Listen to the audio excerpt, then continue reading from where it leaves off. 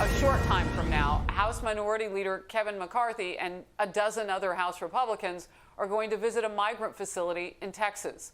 And of course, this is amid the escalating crisis at our southern border. Meanwhile, the Biden White House is deploying emergency officials from FEMA to help with the surge of unaccompanied minors, despite the president's denying that there's a crisis. Well, no, FEMA goes where there are disasters. So we've actually ratcheted this up now. U.S. Border Patrol reportedly is holding more than 4,200 migrant children in short-term facilities. Nearly 3,000 of them held longer than the 72 hours legally allowed. House Speaker Nancy Pelosi is blaming former President Trump's policies for the situation and echoing Biden and calling it a challenge, not a crisis. What the administration has inherited is a broken system at the border, and they are working to correct that in the children's interest. So this, again, is a transition for what was wrong before to what is right.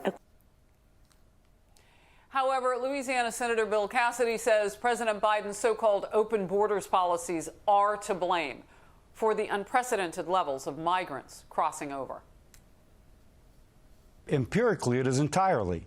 You can't help but notice that the administration changes and there's a surge. And so when people think they can get in, they begin sending their unaccompanied child on a train ride across Mexico where she may be kidnapped and trafficked on the hope that they're going to be waved through at the border.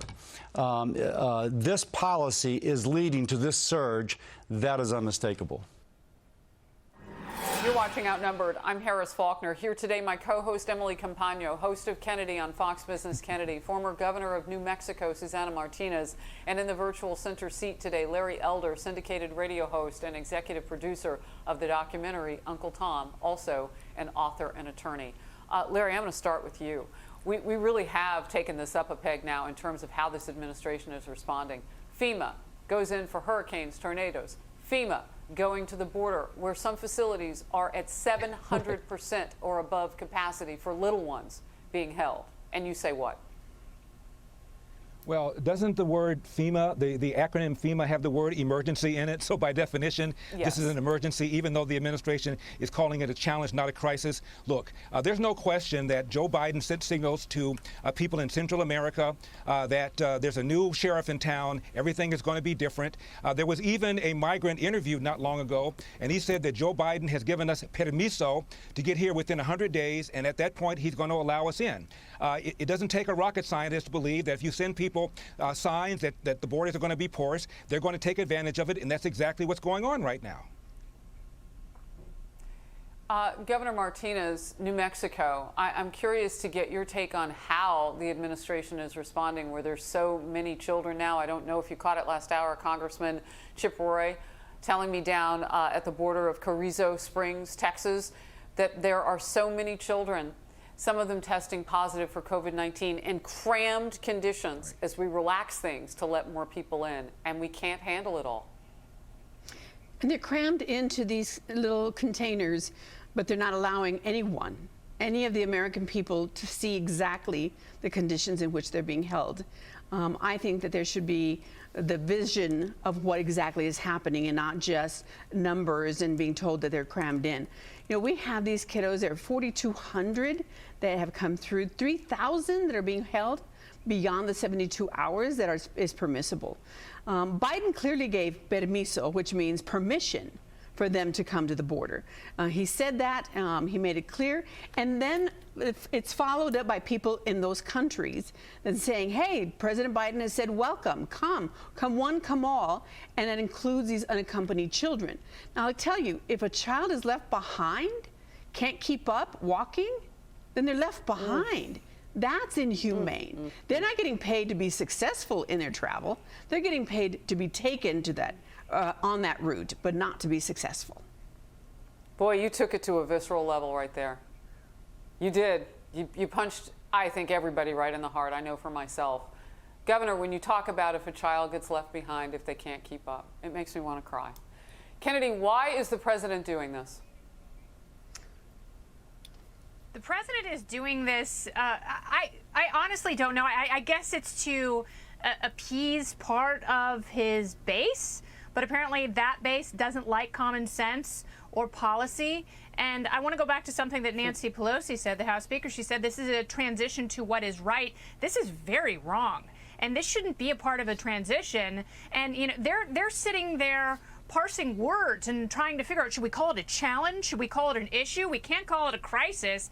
But what they're not thinking about are, as the governor pointed out, these children who are making this very, very dangerous journey. How many of us could truly make that journey? And we don't know what it is involved, and there's no way of counting how many children started and how many children make it. And once they get there, they're sleeping on floors. They don't see sunlight. Many have said they haven't slept showered in 7 days. That is inhumane. I mean, that is beyond a crisis. And if this is the transition, God, I hate to see where we land, because it's only getting worse and worse and worse. Well, look, I mean, when you hear Nancy Pelosi and others say that this is something that Biden inherited from Trump, they have seen spikes across presidencies for years. That's not news. But how you respond to it is whether it works or it doesn't work. And my goodness, at this rate, what will the next person inherit? Because they've taken this way north of where anybody thought we'd be. I want to get to Representative Chip Roy. I mentioned him. He's down on the border. And he had this response last hour. Watch.